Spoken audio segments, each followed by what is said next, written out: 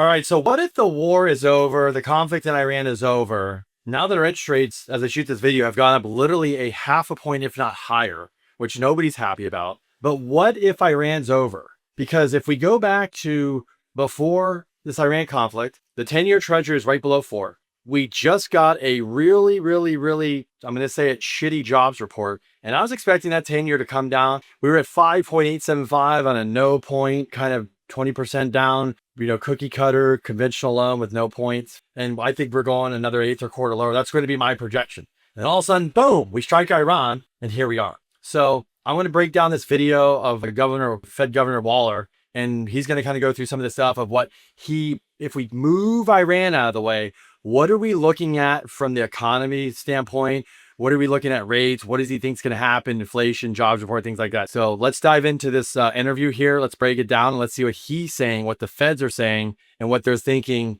if this is just a transitory thing, which we all hope it is, right? We're not stuck in this. So let's see what's going on. Well, let's talk about the idea of the main stories out there, which is the higher oil price. And you were a couple weeks ago not that concerned. Has your views changed given what's happened with the Strait of Hormuz and what's happening in the war in Iran? Yeah, so 2 weeks ago when the jobs report came out and it was, negative 92,000, I thought, that's it. I'm dissenting. I'm supporting a rate cut.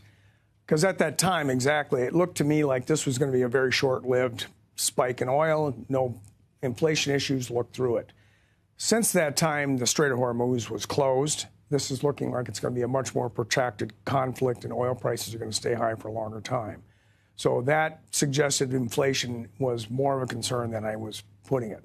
The second piece of information that came out, and Chair Powell talked about this a bit on the press conference, was that we've seen a lot of research recently that suggests that this year labor force growth is going to be zero or close to zero. If that's the case, then you don't need any, zero is the break even for net new jobs. For the unemployment rate not to change. Yeah, exactly. And then for the last 3 months, it's averaged right around zero. So I'm kind of in this kind of odd spot where, like, my brain understands the math, but I can't get through my gut that this is okay. Right. So that was kind of one of the things that made me think. Just to emphasize that, what you're saying is a zero doesn't seem like it's enough. All right, so let's stop right here. Remember, the Fed's biggest concern is the jobs market. Because if you don't have a job, you cannot what? You can't spend money, you can't pay your bills. And 75% of the economy is what? From consumer spending, number one. Number two, why we're all confused here is just like Waller said, this guy's been around, you heard, for a long time. He was actually one of the top choices for Trump to be Fed chair. So very well respected, very conservative, looks at the data. I think he has a good mindset about this. Not very political, just follow the data and let's be ahead of the curve. What he just said is we had a jobs report with negative 95,000 jobs. Last year in 2025, we only created 180,000 jobs. Powell just admitted. It's very difficult to estimate job growth in real time. They don't count everybody. They have a survey. And there's been something of a systematic overcount. So Powell admitted that there's been zero job creation in the private sector in a while, which is not good. Healthcare, government, things like that have been, probably hospitality doing the job. So what he's saying right here is that they are firing. They are. The jobs unemployment's not skyrocketing. The jobs market's not falling off a cliff, but nobody's hiring right now. And so you're getting not much hiring. You're getting a lot of people let go. And there's a lot of jobs out there. And somebody told me last week that for every job, there's 244, 45, 40-ish applications. So let's continue to watch this. But I want to jump in here. Remember, we're going to start listening and focus on that jobs report because that is critical. And let's see what he says next. So let's talk about your general framework for thinking through a rise in the price of oil and what that would mean for policy. How much concern do you have that it bleeds into the core? Well, that's the issue. If it's a very high level and it stays high for months on end, then at some point it bleeds through because oil is an input into so many products. This is very different than, say, a tariff on toys. You put a tariff on toys, it doesn't bleed through into all the other goods in the economy. But oil is a major intermediate import, and it will at some point bleed through. And that's where you worry about high and persistent oil shocks. It's not like a transitory goes up and then comes right back down. What does the history tell you about what the Fed did right and what it did wrong? Obviously, Bernanke in 1996 wrote a paper that said The Fed over-responded from the 70s and the 80s and made the recession worse.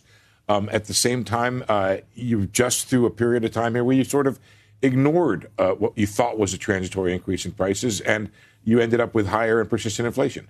Yeah, I mean, that's just, in the 70s, people forget it wasn't a one-time oil shock. It was a sequence of oil shocks. So, if you get a bunch of one-off things, it starts looking permanent. It doesn't look like a temporary, just a few one-off things.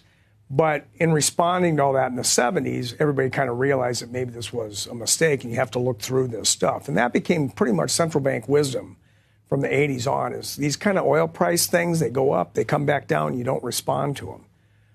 I always want to point out that something where the oil goes up and then it comes down is very different than oil goes up and then stays there for a long time. That's where you get back to this issue where it bleeds through back into core inflation. And then you do have to kind of respond. You can't just look through it. So that's one of the critical things that I started thinking about. This inflation problem may be worse than I think it is if this continues. Now, we'll wait and see. We don't know where this is going to go. But we have to sort of think maybe caution is warranted. And it brings me back to one of the last points I wanted to make. In March of 22, before we were going to lift off the zero lower bound in March of 22, and I had been advocating that we should go off by 50, get off, immediately raise rates by 50 basis points. After that, Russia invades Ukraine. And everybody it's kind of the same boat as here. Caution is warranted, so don't do anything right now. And that's the same approach I took this time. It doesn't mean that I'm going to stay put for the rest of the year. I just want to wait and see where this goes. And if things go reasonably well and the labor market continues to be weak, I would start advocating again for cutting the policy rate later this year. Walk me through the horizon of different policy outcomes that you think. The chair acknowledged that there was a discussion at the meeting of rate hikes. Where do you stand on that possibility? Well, I think if people are worried, I'm not speaking for any of my colleagues, I'm just laying out some theoretical points. If you think inflation, say in December of 2024 was, headline PC was 2.8. It's 2.8 roughly now. So there's like no change in inflation in all that time. And if you're worried about it going up from here, then there's a sense in which people say, look, we've got to raise rates to get inflation back down and under control. I have taken the view that if it was 2.8 in December of 24 and 2.8 now, it's not structural. Because if it was structural and you believe tariffs were being passed through by 50 to 100 basis points, then inflation should be running 3.5 to 4, not 2.8. So if tariffs had any pass-through effect, then structural had to come down to maintain 2.8. So they kind of ramble a little bit about in the back what they've done. They're talking about the 70s. Obviously, look, when something always happens, we always seem to go back in history, what the Feds do, how do we react, do we overreact? That's what they're kind of talking about. Obviously, what Waller was saying here is that right coming in 22, we came out of 22. It was our first rate hike. Obviously, by the way, they should have hiked rates a lot earlier because we wouldn't be here, folks. We would have never had rates this high if Powell would have known in 2021 of June, when the inflation was over 5%, he should have said, wait a second here, take our foot off the gas, slowly start raising rates and ease the pedal. He just kept pedal on the metal literally for almost an entire another 8 months, 9 months, literally. If we would have raised, we probably would have been landing around rates in the 4s and 5s and just chill. Never got up to 6, 7, 8. So I'm just making that statement. They would never raise rates 500 basis points. So what he's saying here is we came out of 22, raised, and then boom, Russia, Ukraine thing happened, right? And then they didn't know what to do. They kind of froze. So when things like this happen, what they're saying, Ukraine, they're not going to make any judgment. They're going to sit and wait because this is supposed to be short-lived. According to the administration, President Trump, this to be short-lived. We're going in, hit them hard, back out. But there's still going to be after effects because gasoline, as you and I know, it controls everything. If you drive around, there's cars, there's trucks, there's planes, there's trains, there's everything, right? It's gas. So if the gas costs more for the Uber, they're going to charge more. If the gas costs more for the flight, they're going to charge you more. You guys understand, right? Literally jet fuel doubled overnight. So I'm just stating the obvious here. But what they're talking about now is that last year, rates were going to dip down again, just like this. You were like, yeah, here we go in the 5s. Let's go, baby. Lock them in. Let's go. Here we go. And then all of a sudden, it's the tariffs. And everybody thought tariffs were going to have this crazy inflation. And that's what we talked about. So here we go. The rates went back up. They didn't cut. And we sat here and waited. So now we're A year later, and what he's saying is, of the point where we had the tariffs, it was 2.8 and we're at 2.8. And if tariffs really had a major effect, and I'm not telling you guys that shit doesn't cost more. We already know that. If you watch my content, you know that stuff costs a lot more money, obviously. But what I'm saying is when you're looking at the data was at 2.8, it's at 2.8. Everybody expected, because of the tariffs, it was going to go to 3.5 and 4.0. And what I'm guessing you're going to hear next is they're going to talk about the tariffs are now going to start rolling off potentially, and inflation could come lower. He's also going to probably talk about this next jobs report, so stay tuned. So where I'm bringing you with this guy is we're removing Iran and we're focusing on jobs and inflation. Jobs right now is really dictating if the Fed's cut and how much they're going to cut. Inflation too, but jobs is a big deal. If jobs starts to fall down a cliff and gets really bad, they're going to cut quicker. If inflation slowly comes down, it makes them feel better. The 10-year treasury though, the 10-year treasury, which dictates our 30-year fix and other treasuries, that is going up because the cost of oil is going up, and they think in the intermediate, inflation's going up. That's why the 10-year treasury is going, because oil's up. They think inflation is going to go up, and there's this risk is there. So if the Iran war stops tomorrow and this pulls back and oil drops down and all the fears kind of go away, like, oh, we might not set sail on if that, you'll start seeing come by. You'll start seeing the 10-year come back. That's why we saw the 10-year at the beginning of this year. It started pulling back because the jobs report was not good. The feds were signaling we're going to bet the pie. This isn't good. And then that inflation was not hitting numbers where they thought. They're like, oh, we're not getting to, like he said, we're not getting to 3. We're not getting to 3.5 or 4 on the inflation. Remember, guys, we're at inflation 6, 7, 8, 9. So anyways, let's catch the end of this interview and we'll wrap it up. We are making progress. You on added a underlying. half to 1 from tariffs. Yep. You had 2.8. You are 2.8. So therefore, it should be 3.5. Something 4 had to go down in there. So it didn't go down. So you think that the structural inflation rate is probably more like 2 right now. It's getting closer to 2. That's why I think once you get past the tariffs and maybe the second quarter, you're going to see inflation come back down.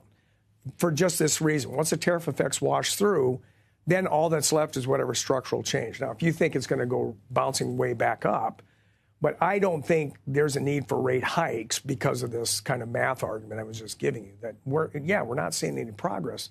But that's because tariffs are pushing it up while structural stuff is bringing it down, and on net it stays the same. Okay, so wrapping this up, that was the end of it. I thought there was a little bit more to the interview. It might be another Fed official, which I'll jump in, and somebody else had mentioned. I'll kind of jump into that. So Waller just said is that they're looking at the reports, but what he's saying is after this tariff stuff kind of rolls off, and it's the one-time hit, the one-time expense, the one time we feel, and it's kind of baked in the cake. They're saying like the real inflation's right around 2%, which is their target, which is good. So that means if Iran goes away, okay, take Iran off the table, whenever that is, if it doesn't keep going and escalate things and things get out of control, it's transitory, that the real inflation is showing signs they're coming down in Q2 of this year. That's really good for the 10-year treasury, for the Feds to cut rates and things to start coming back down to the Fed's comfort level at 2%. And the other thing he didn't mention, I think it was another Fed official, Gooseby, that we've had 4 bad jobs reports, and the next week we're going to have a jobs report. So if we get 5 bad jobs reports in a row,